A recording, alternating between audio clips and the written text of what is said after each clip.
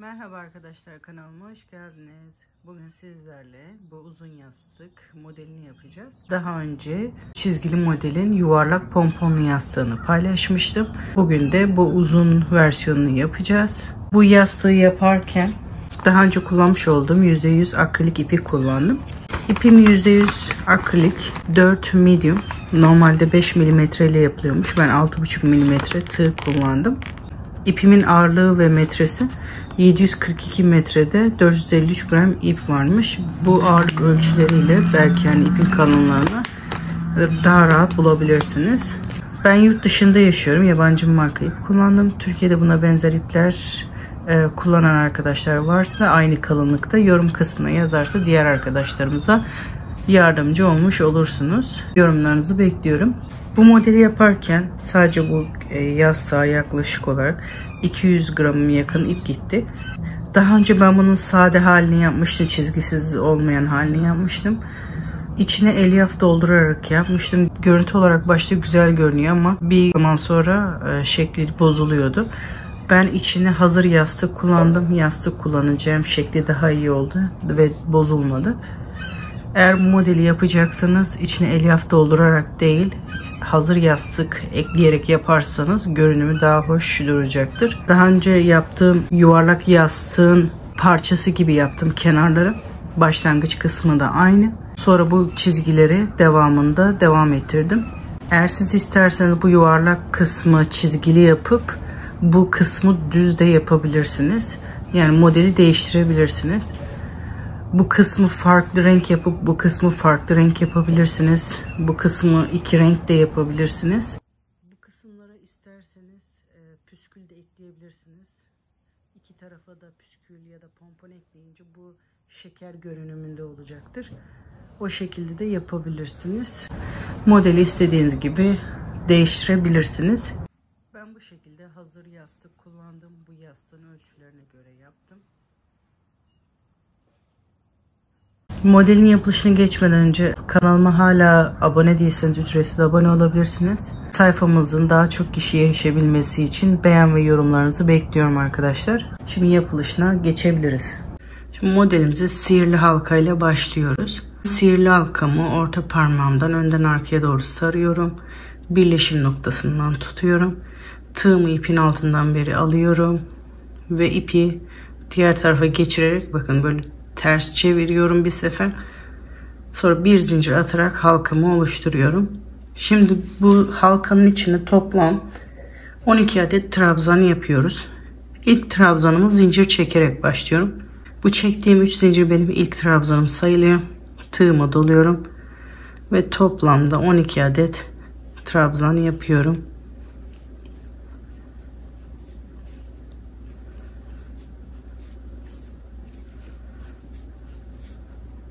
...12 adet trabzanı yaptıktan sonra halkamı sıkıyorum ve sıramı birleştiriyorum.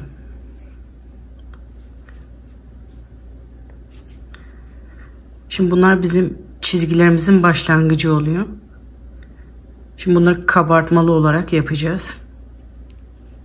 Şimdi bir çoğaltma, bir normal çizgimizi yapacağız. Şimdi 3 zincir çekiyorum.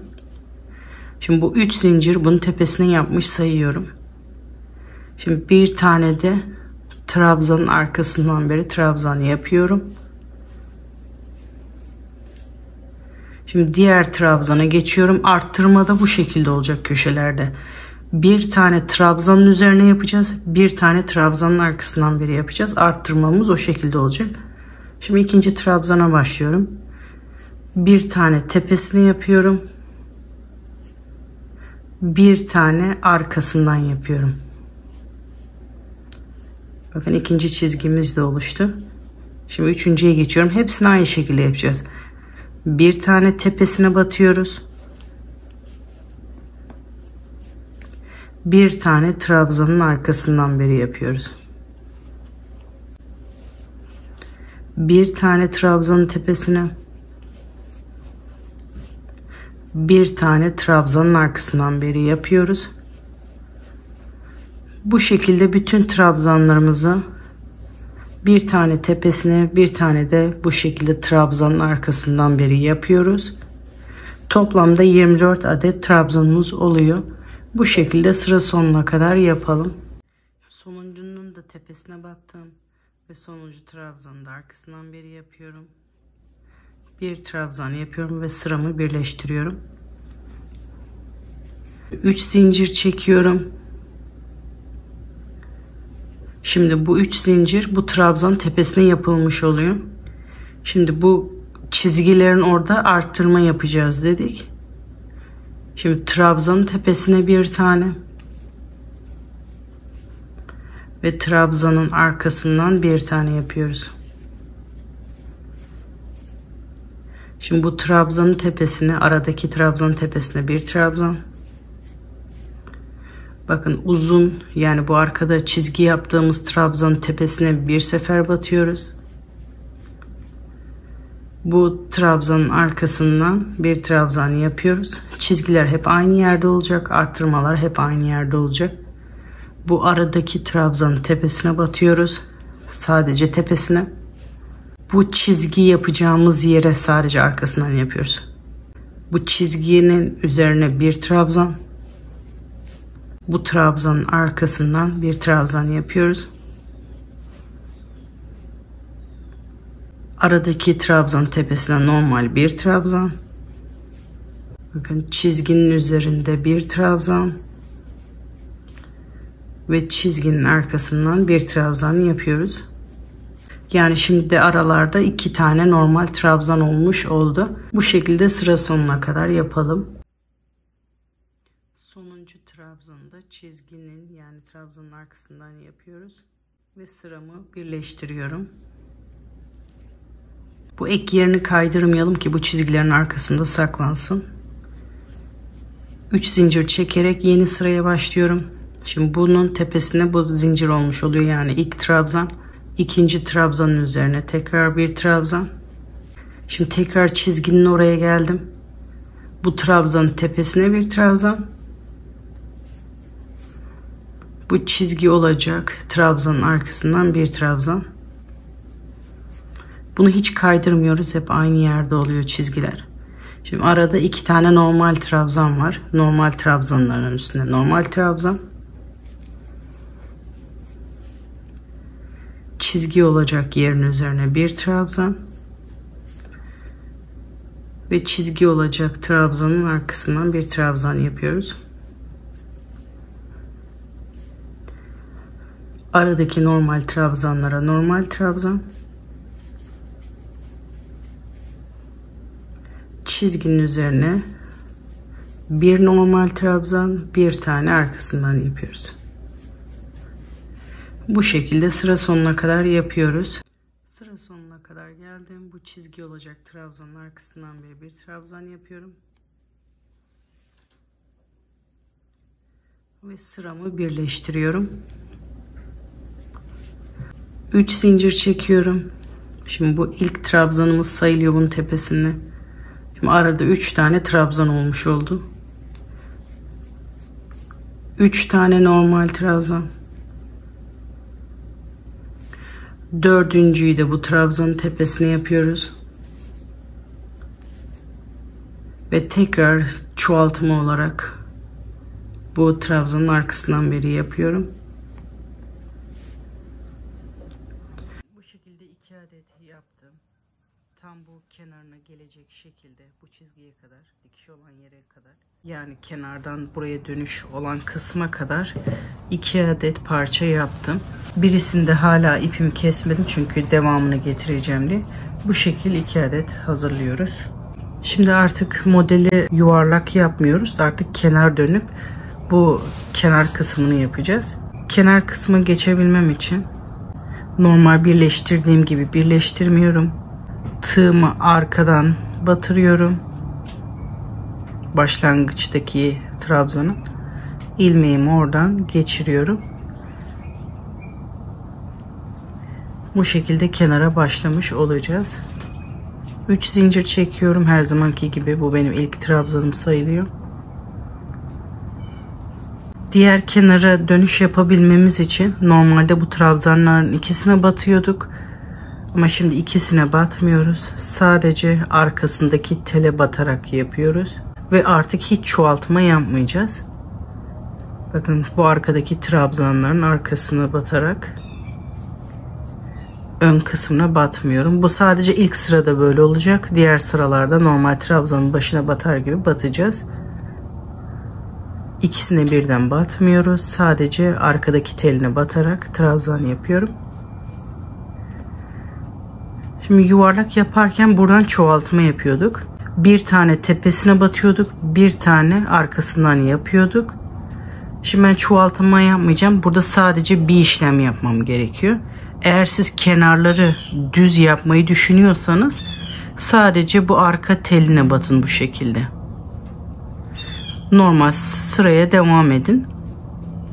Eğer düz yapmayı düşünmüyorsanız, benim gibi çizgiyi devam etmeyi düşünüyorsanız tepesine batmıyoruz. Sadece aynı işleme devam ediyoruz. Trabzanın arkasından beri tığımı geçiriyorum. Normal trabzanımı yapıyorum. Burada sadece bir trabzan yapmamız gerekiyor. Çünkü eğer 2 tane yaparsanız çoğalacak. Artık bunu büyütmemize gerek yok. Sonra yanındaki trabzana devam ediyoruz. Arka teline batarak bir trabzan yapıyorum. Bakın arkadaki tele batarak bir trabzan yapıyorum. Hiç çoğaltma yapmıyoruz.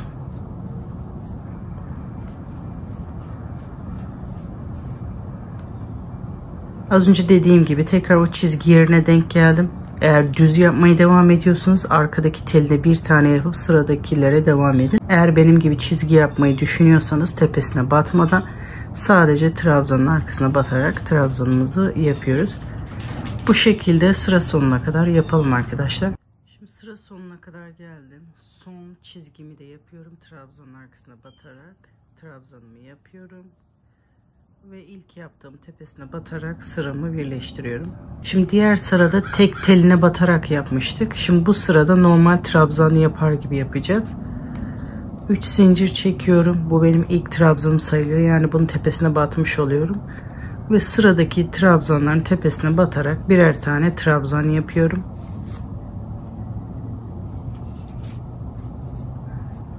Hiç arttırma yapmıyoruz bu sırada da. Şimdi bu çizginin tepesine geldim. Eğer siz bunu düz ilerlemek istiyorsanız normal tepesine batıyorsunuz. Eğer benim gibi çizgiye devam etmek istiyorsanız arkasından yaparak trabzanımızı yapıyoruz.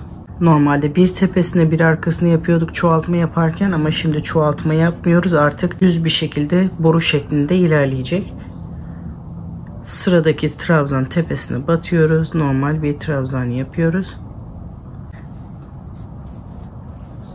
Yastığın boyunca bu şekilde hiç çoğaltma yapmadan bütün trabzanların tepesine batarak, çizgilerde de arkasına batarak yapacağız.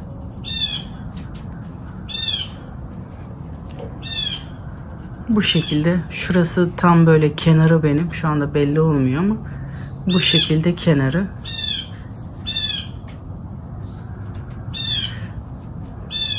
Bu şekilde yapmak istediğimiz uzunluğa kadar yapıyoruz. Hiç çoğaltma yapmıyoruz. Bakın çizginin oraya geldim. Çizginin tepesine batmıyoruz. Çizginin arkasından beri yapıyorum. Bu şekilde yapmak istediğimiz uzunluğa kadar yapıyoruz arkadaşlar. Şurası tam benim çizgim. Bakın bu kenar kısmı oluyor. Hiç çoğaltma yapmıyoruz. Boru şeklinde yuvarlak ilerleyecek. Bu yastığın boyunca yapıyoruz arkadaşlar. Tam kenara gelecek şekilde o uzunlukta yapalım. Bu şekilde ben yastığın uzunluğunca yaptım arkadaşlar. Bakın boru şeklinde hiç çoğaltma yapmadan bu şekilde yaptım. Siz bu kısımda düz yapabilirsiniz. Bunu yastığın boyunca yaptım. Şimdi yastığı içine geçirelim.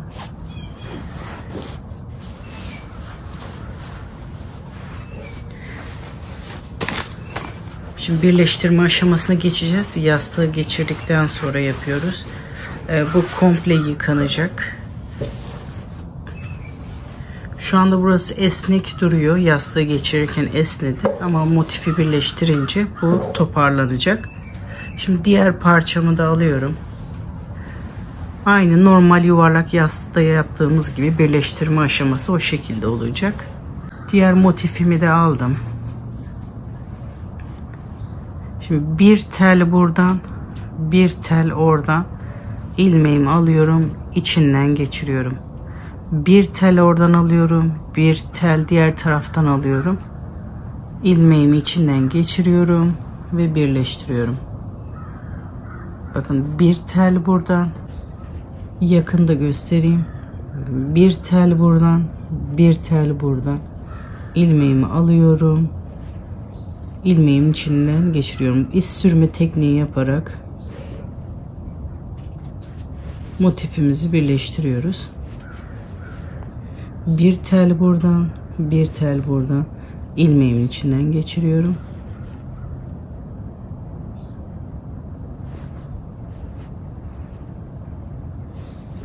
Bu çizgilerin orada da aynı şekilde. Bir tel oradan, bir tel buradan. Bu şekilde ilmeğimizi birleştiriyoruz. Bu çizgiler aynı yere denk gelsin. Bir tel oradan, bir tel buradan. Bir tel oradan, bir tel diğer taraftan. İçinden geçirerek iz sürme yaparak birleştiriyoruz. Bir tel oradan ve bir tel buradan.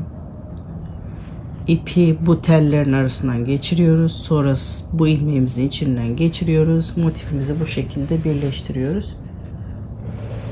Birleşim aşaması da bu şekilde oluyor. Sıra sonuna kadar motifimizi birleştirelim ve modelimizi bitirelim. Motifimi ben birleştirdim. Bu şekilde bitti. Burası dönüş yaptığım kısım bu şekilde duruyor. Burası birleştirdiğim kısım bu şekilde duruyor. Eğer diğer tarafında aynı bu şekilde durmasını istiyorsanız bu ek yerinde iz sürme tekniği yaparak da aynı görüntüyü verebilirsiniz. Modelin yapılışı bu kadar arkadaşlar. Yapılışı çok kolay. Dediğim gibi ufak tefek değişiklikler yapabilirsiniz. Ben bir genel olarak yapılışını gösterdim. Artık bundan sonrası size kalmış. İstediğiniz gibi dekore edebilirsiniz. Kanalıma hala abone değilseniz kanalıma ücretsiz abone olabilirsiniz. Bu videomu beğendiyseniz beğen ve yorum yaparak sayfama destek olabilirsiniz. Diğer başka bir videoda görüşmek üzere. Herkese kolay gelsin diyorum.